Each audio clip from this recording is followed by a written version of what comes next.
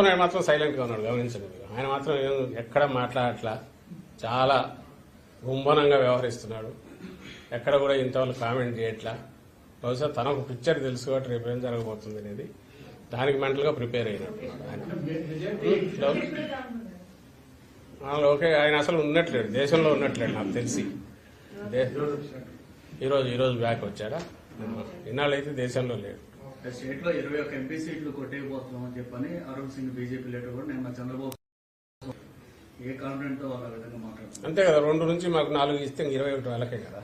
నిన్న ఆ survey India today my axis survey జరిగింది కదా, దాంట్లో నిన్న అసెంబ్లీ చెప్పినట్టున్నారు వాళ్ళకి చేసి. అది నిన్న కూడా అన్నా కదా, మాకు 2 చాలా జనరస్ గా 2 నుంచి 4 ఇచ్చాడు.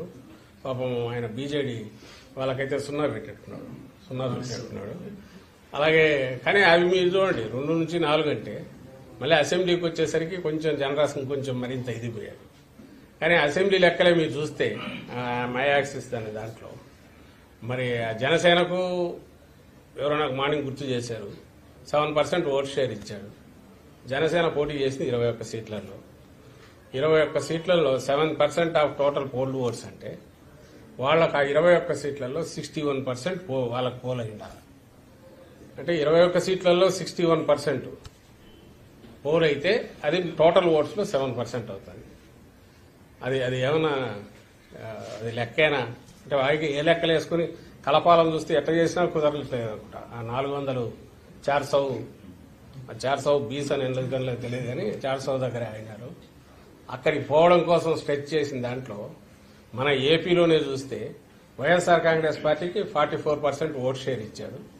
సీట్లు ఎన్ని ఇచ్చాడా, 55 నుంచి 77 ఇచ్చాడు. 42% వచ్చినోడికి ఎన్ని ఇచ్చినాడు టీడీపీకి, నాకు గుర్తుండి 78 నుంచి 96 ఏమో ఇచ్చినట్టున్నాడు. సో జనసేనకైతే ఈ సీట్లో వాళ్ళకి 61% వస్తాయి, 7% టోటల్ వస్తాయి. అంటే ఏమైనా లెక్కలు కుదిరేవైనా పొందికి కుదురుతుందా? దానికి ఏమన్నా ఒకందుకు థ్యాంక్స్ చెప్పాల్సింది ఏంటంటే వాళ్ళ ఆ ఫిగర్స్ ఇచ్చిన చూసి జనం నవ్వుకునేట్టున్నాయి కాబట్టి పెద్ద దానిల మీద అంత మాట్లాడాల్సిన అవసరం లేదు. దాన్ని చూసి వీళ్ళు నిన్నటి నుంచి సంబరాలు చేసుకుంటున్నారనేది మా దృష్టికి వచ్చింది. నేను నిన్న అన్నట్టు ఈరోజు చేసుకోవచ్చు, రేపు పొద్దుంతో 8:30 9 వాళ్ళ దుకాణం బంద్ అయిపోతుంది.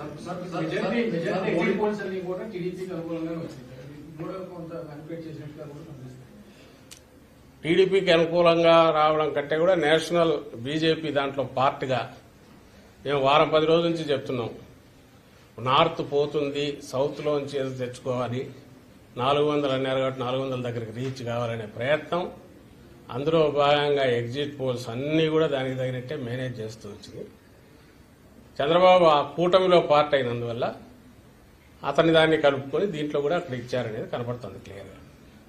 చంద్రబాబు గారు కూటమిలో పార్ట్ బీజేపీ కాకపోతే బహుశా ఈ ఫిగర్స్ వచ్చేవి కాదు.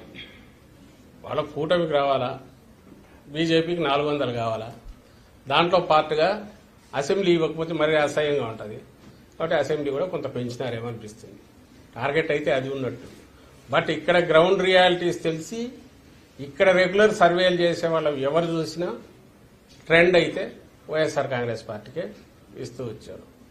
అండ్ మేము మళ్లీ చెప్తున్నాం, we're not happy with the trend. అది కూడా కాదు, మాది ఓవర్వెల్మింగ్ మెజారిటీ ఉంటుంది, బ్రహ్మాండమైన మెజారిటీతో, జనం బ్లెస్సింగ్స్ తో రేపు రిజల్ట్స్ ఫైనల్ గా రాబోతుంది. మోడీ పథకాలు ఏపీలో ఇంపాక్ట్ చూపించింది. చంద్రబాబు అరెస్ట్ అనేది వైఎస్ఆర్ కాంగ్రెస్ పార్టీకి వ్యతిరేకంగా మారింది. యాక్సిస్ ఇండియా అనాలిసిస్ ఉంది, అనాలిసిస్ ఏం చెప్తారు? అది ముందు వాడు ఏదో అంటారు, రిజల్ట్ రాసుకొని దాన్ని బట్టి అనాలిసిస్ అని చేసుకుంటూ వచ్చారు. చంద్రబాబు అరెస్ట్ ఎక్కడ చిన్న పిల్లాడన్నా రోడ్డు మీదకి వచ్చాడా, ఏదైనా జరిగింది? అసలు చంద్రబాబు చెప్పుకున్నాడా? ఎన్నికల ప్రచారంలో ఎక్కడైనా చంద్రబాబు అరెస్ట్ గురించి కానీ ఇంకొకటి కానీ ఎక్కడైనా ఇష్యూగా ఎక్కడైనా కనిపించిందా?